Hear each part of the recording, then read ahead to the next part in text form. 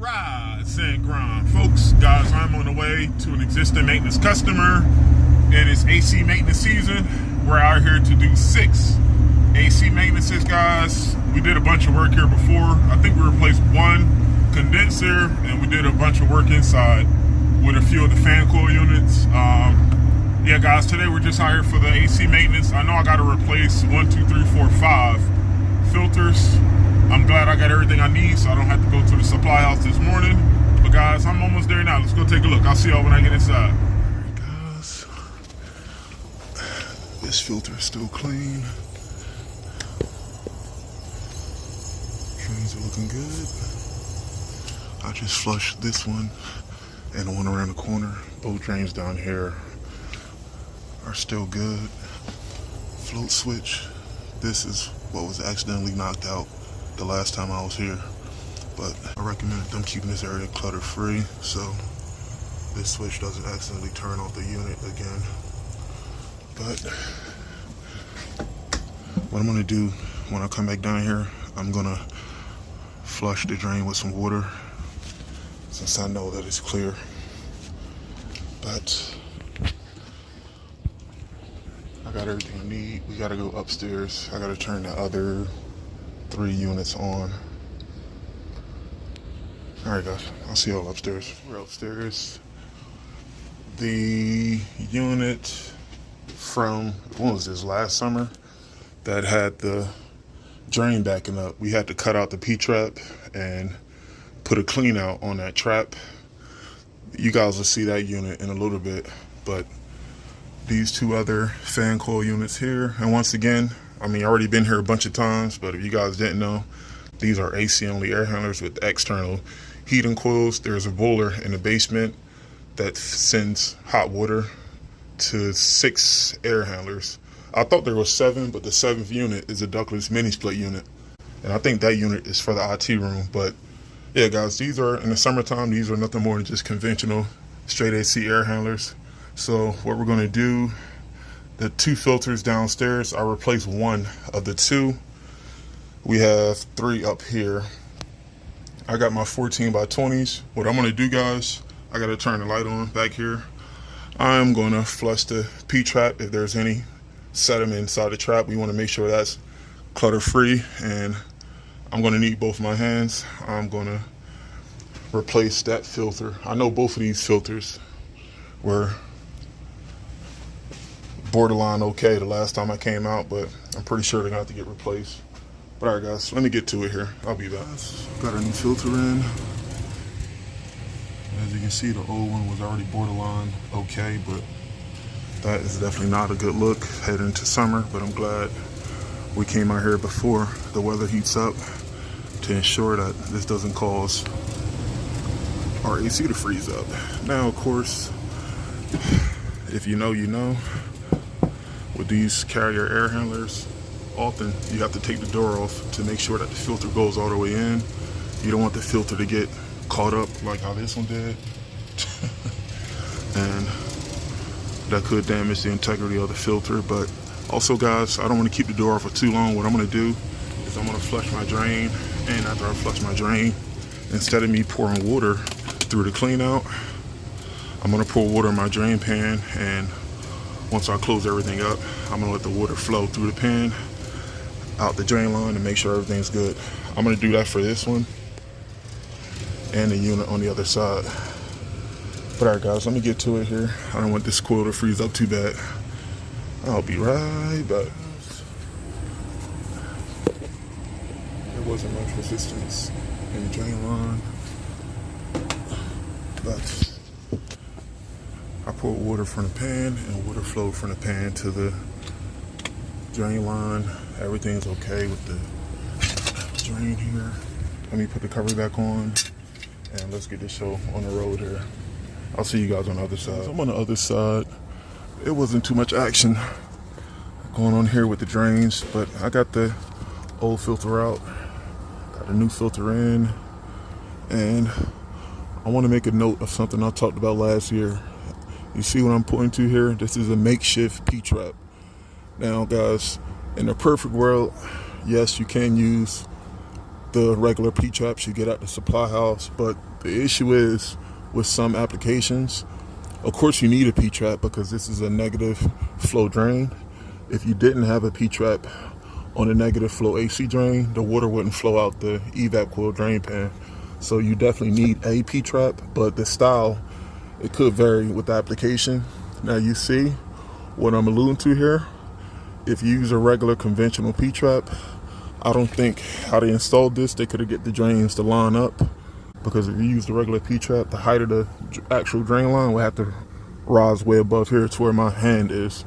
And since the drain line was actually lower, they just made their own custom P-trap. Guys, I'd rather take a custom P-trap over no P-trap in this scenario. So regardless, guys, P-trap or not, I'm glad it's a clean out here.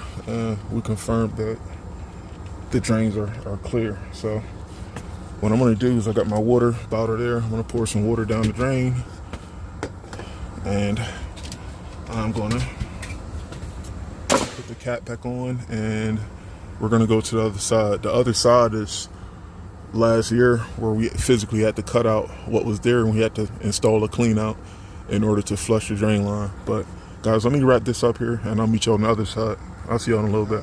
This is number 6. This is my last air handler. And this is a trap that if we don't come out here every spring, we're gonna get a call from this customer probably before July saying that water is leaking from the second floor. Right now we're on the 3rd floor, guys. Right below where this drain line goes down is the cabinets for the 2nd floor, I think, receptionist area. That's on this side. Every single year, this drain line goes from where we at now on the 3rd floor all the way down. And we do have a float switch. We have 2 of them, and both of these are still functioning. But on the other side of this pan, if the drain backs up, water's gonna overflow out the back right side of that pan.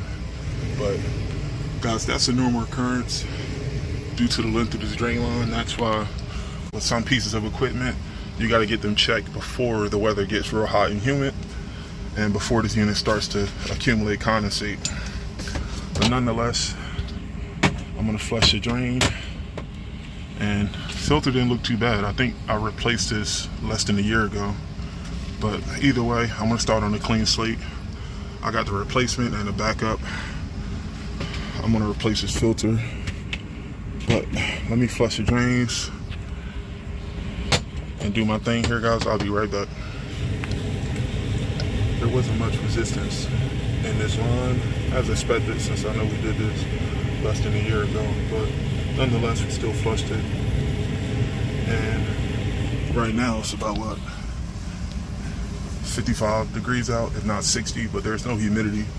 That's why we wanted to pour water inside the drain line to make sure that we can at least test the integrity of this drain line on the further end, because I'm pretty sure this thing goes past where we are on the other side, about another 5 to 10 feet, and then it drops down. But the fact that water's flowing, this is a good thing. This is a good thing. All right, let me get this filter in and let's go outside.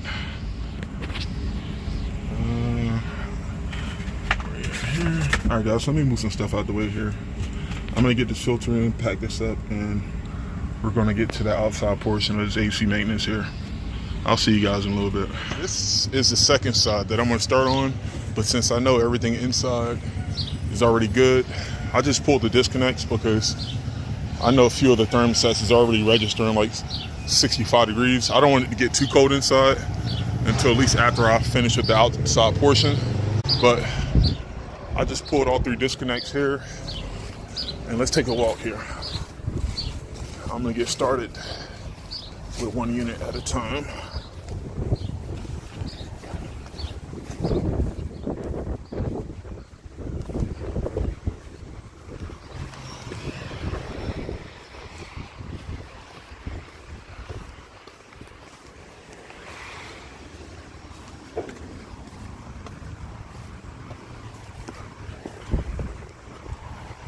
And luckily everything is already labeled from the first time it came out here a few years ago. So I know most of the markers are already faded away, but we already know what goes to what, just in case of emergencies.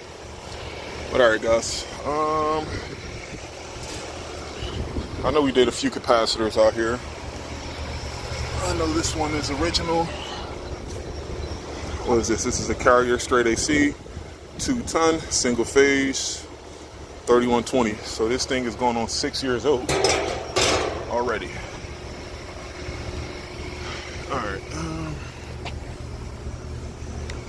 All right, guys. Let me get the amp draw of this unit, and I could test this cap under a load, but I'm going to end up killing power anyway. But let me get my amp draw, guys, and let me record some data. I'll be right, guys. Total amp draw of this 2-tonner is 5.03, which is great. And like I said, today is only going to be a high of like 60 degrees, no humidity, so I don't expect much load, if all, on any of the 6 units here.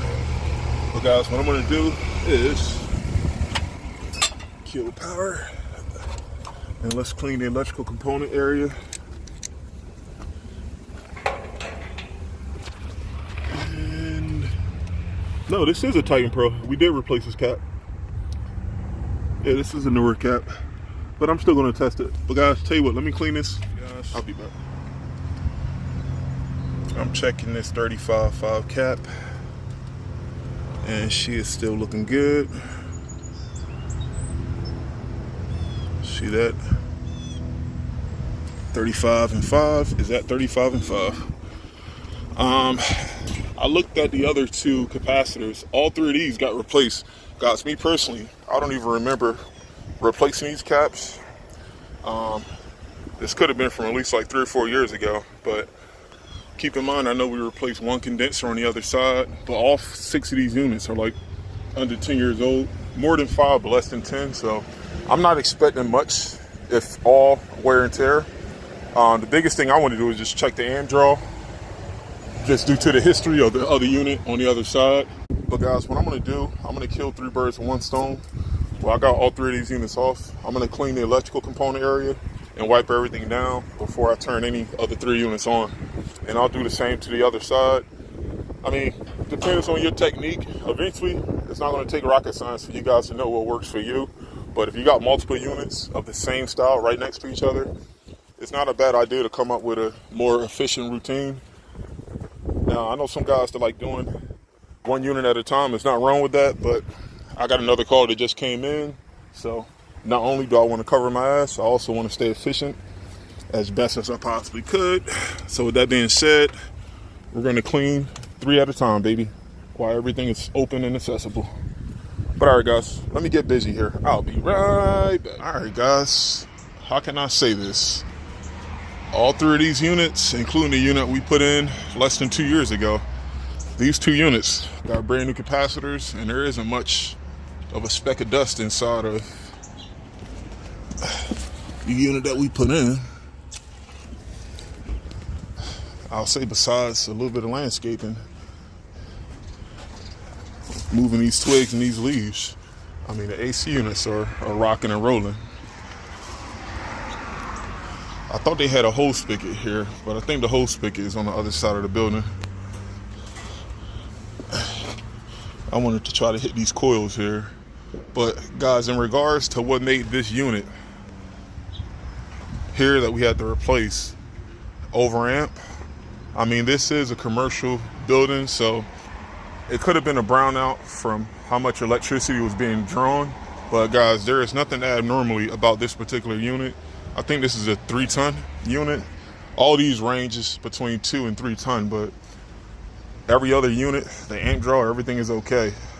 I still have the other units off on the other side of the building until I cover all these units back up. But yeah, guys, nothing abnormal is going on with the electric, which is great. And one thing I did explain to the customer, as you see here, we got our surge protector. This might be another accessory. Now, this unit gets used a lot. This is the physician's office on the 2nd floor. I think with high usage units, that may be something that I'll bring up to this customer in the future. If the amps do climb up, hopefully before a breakdown, we could just install a surge protector.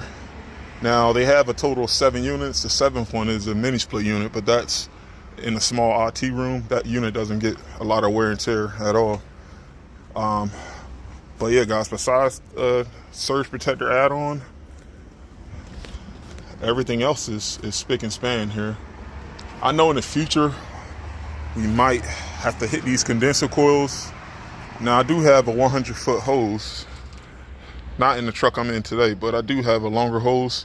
If need be, I can definitely get a hose over to this side of the building to hit these coils. But besides that, I mean, we're rocking and rolling here. But all right, guys, tell you what I'm gonna do. Let me put the doors back on, and all of my contacts are still buzzing, so I don't think anything turned off inside. But let me put the doors back on, and I'll be right back. All right, guys, I just put the handles back in the disconnect on the other side. We are ready to roll. We got 6 units here. All the filters inside are clean, all the drains are checked, and most importantly, all the electrical component areas are clean and the amp draws are below threshold. With that being said, guys, I gotta rock out. Take it one job at a time, and you guys will do fine. I'll see you guys on the next one. Peace.